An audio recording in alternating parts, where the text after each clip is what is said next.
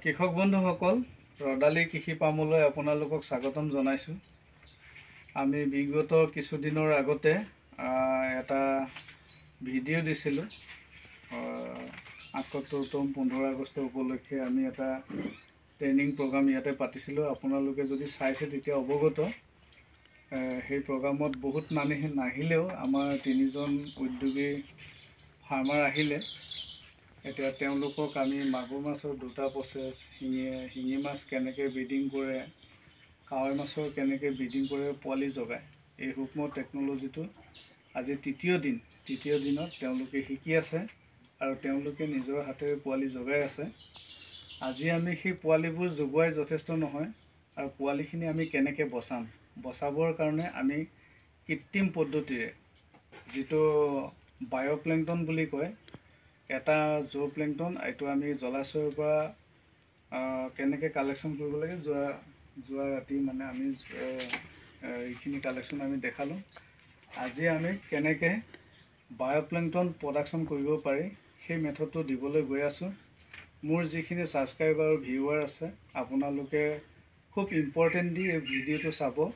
যিহেতু আপুনি যিমানেই ব্ৰিডিং নকৰক, যদি পোৱালি বচাব নোৱাৰে তেতিয়াহ'লে আপুনি গুড ব্ৰিডাৰ হ'ব নোৱাৰে। সেইটোৰ কাৰণে আমি আজি প্লেংটন, এইটো আগৰ ভিডিঅ'ত মই কোনোদিনা দিয়া নাছিলোঁ, আজি অকণমানকৈ দিম। আপোনালোকে নিৰীক্ষণ কৰিলে ভালকৈ বুজি পাব, গতিকে আপোনালোকে চাই থাকিব। এতিয়া আপোনালোকে চাব দেই। আমি এতিয়া বায়'প্লেংটন বনাবৰ কাৰণে আমাক প্ৰথম প্ৰয়োজন হ'ব এটা বাকেট, আৰু এই বাকেটটো 20 লিটাৰো হ'ব পাৰে, 200 লিটাৰো হ'ব পাৰে, 2 লিটাৰো হ'ব পাৰে। গতিকে এই বাকচটোৰ আমি কি ল'ব লাগে, বাকেটটোৰ আমি প্ৰায় 2 অংশহে ল'ব লাগে, মানে 3 ভাগৰ 2 অংশ আমি পানী ভৰাব লাগে আৰু 1 অংশটো আমি খালী ৰাখিব লাগে। আমাক ইয়াৰ কাৰণে দৰকাৰ হ'ব গাখীৰ। 20 লিটাৰ পানীত 100 গ্ৰাম গাখীৰ লাগিব, গৰু গাখীৰ, কেঁচা গাখীৰ 100 গ্ৰাম গাখীৰ। যদি সেই অনুপাতে, মানে 20 লিটাৰত 100 গ্ৰাম গাখীৰ অনুপাতে আপোনালোকে বেছি কৰিলে বেছিকৈ গাখীৰ দিব আৰু কম কৰিলে কমকৈ গাখীৰখিনি দিব লাগিব। আৰু সেইমতে আমাক 20 লিটাৰ পানীত দৰকাৰ হ'ব 5টা জাহাজী কলৰ বাকচ, নাইবা মানে কেঁচা হ'লেও হ'ব, কলৰ বাকলি 5টা দৰকাৰ হ'ব।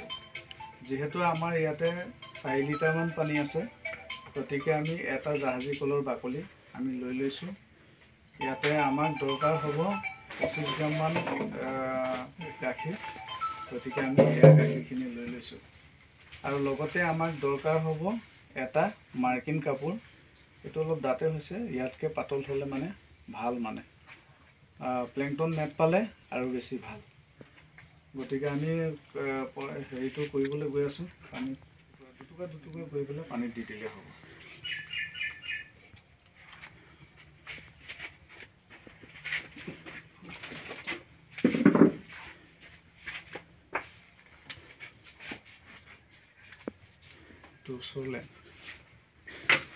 আমি এতিয়া ইয়াতে পানীত কলৰ বাকলিখিনি আমি এনেধৰণে দি ল'লোঁ। এতিয়া ইয়াতে আমি দিম, এইটো এটা খুব সূক্ষ্ম টেকন'লজি, খালী কৰিব পাৰিলে সহজতে হ'ব। এতিয়া আমি ইয়াতে 25 গ্ৰামমান গাখীৰ দিলোঁ।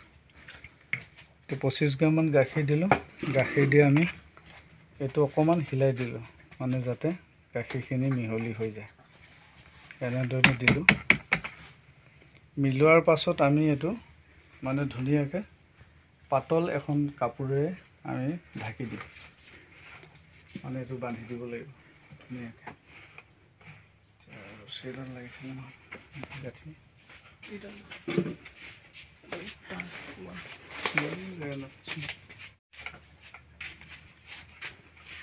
বান্ধি দিওঁ, লাহে লাহে বান্ধক একদম ধুনীয়াকৈ, যাতে মানে বাহিৰৰ পৰা বেয়া কীটবিলাক নাহে। মানে ইয়াতে বায়ুৰ লগতে, মানে পানীৰ লগতে প্লেংটনটো ইয়াতে অট'মেটিক সৃষ্টি হয়। কৃষক বন্ধুসকল, আমি আপোনালোকক কথাটো এটা অনুকিয়াই দিছোঁ।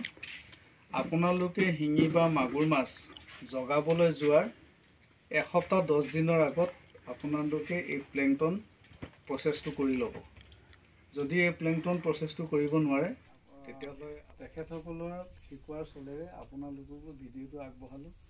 যদি ভিডিঅ'টো ভাল পায় আপোনালোকৰ কামত আহিব বুলি ভাবিছে আপোনালোকে ভিডিঅ'টো চাব, যিমান পাৰে শ্বেয়াৰ কৰিব, যাতে আমাৰ অসমৰ ফাৰ্মাৰ্ছসকলে ক্ষুদ্ৰ কৃষকসকলে যাতে আমাৰ টেকন'লজিটো পায় আৰু ইয়াৰ জৰিয়তে যাতে তেওঁলোকে উপকৃত হয়। ধন্যবাদ। তেখেতসকলৰ শিকোৱাৰ চলেৰে আপোনালোককো ভিডিঅ'টো আগবঢ়ালোঁ।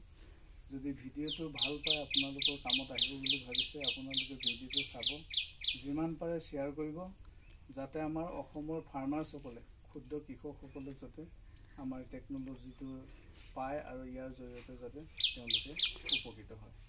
ধন্যবাদ। ইতিমধ্যে 12 তাৰিখৰ পৰা হোৱা কেটফিছ ব্ৰিডিং আৰু হেটচিঙৰ যিটো প্ৰশিক্ষণ শিবিৰ ইতিমধ্যে আমাৰ শেষ হৈ গৈছে আৰু তেওঁলোকে যাবলৈ ওলাইছে। তেখেতসকল আহিছিলে ধেমাজি আৰু এই ভাইটি আহিছিলে গহপুৰৰ পৰা মাছখোৱা। তেওঁলোকে যাবলৈ ওলালে। যে কি নহওক, যোৱাৰ প্ৰাকক্ষণত তেওঁলোকে মোৰ পৰা কি লৈ যাব, তেওঁলোকৰ মনোভাৱ কি, তাকে আমি কিঞ্চিত জানিব বিচাৰিছোঁ আৰু আপোনালোকলৈও শ্বেয়াৰ কৰিব বিচাৰিছোঁ। গতিকে কোনে ক'ব আগত? এজনে ক'লেই হ'ল আৰু। নমস্কাৰ, মোৰ নাম জয়প্ৰকাশ তলে। মোৰ ঘৰ ধেমাজি মাছখোৱা। মই ইয়াত ৰজাৰী কৃষি ফাৰ্মত আহি বহু কথা শিকিব পাৰিলোঁ।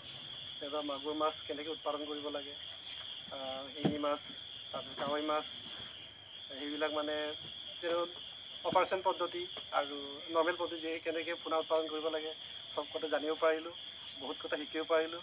তাৰপিছত আমি মুদৰি খেতি কেনেকৈ কৰিব লাগে, ক'ত কেনেকৈ মাৰ্কেট চলাব লাগে আৰু আপেল বগৰী চব কথা আমি বহুত কথা জানিলোঁ। এইকেইটা আমি আগতে একো জনা নাছিলোঁ। ইয়াত আহি মানে বাস্তৱত দেখিলোঁ, বহুত ভাল লাগিল। ধন্যবাদ। আমাৰ সঞ্জীৱ ভাইটি আছে, তেখেতো খুব আগ্ৰহী। তেখেতৰ অলৰেডি ফাৰ্ম আছে। আগতে তেওঁ এইখিনি কথা কোৱা নাছিলে বাৰু, মই গম পালোঁ তেখেতো এজন ভাল ফাৰ্মাৰে হয়। যে কি নহওক, আজি অনুভৱ আমি অকণমান হয়, অনুভৱ বাৰু ভালেই হ'ল আহি পেলাই নজনা কথা শিকিলোঁ। এতিয়া ভৱিষ্যতে কাম এখন কৰাৰ কথা আমি ভাবি আছোঁ। আমাৰ টিভি আছে তেনেকৈ তেখেতো যাব। তেখেত গোলাঘাটৰ পৰা আহিছোঁ।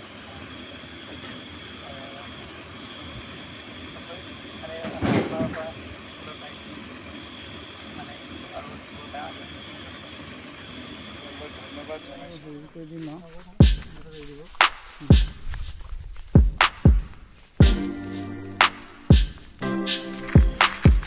এনেদৰে তেওঁলোকে কিছু নজনা অভিজ্ঞতাৰে,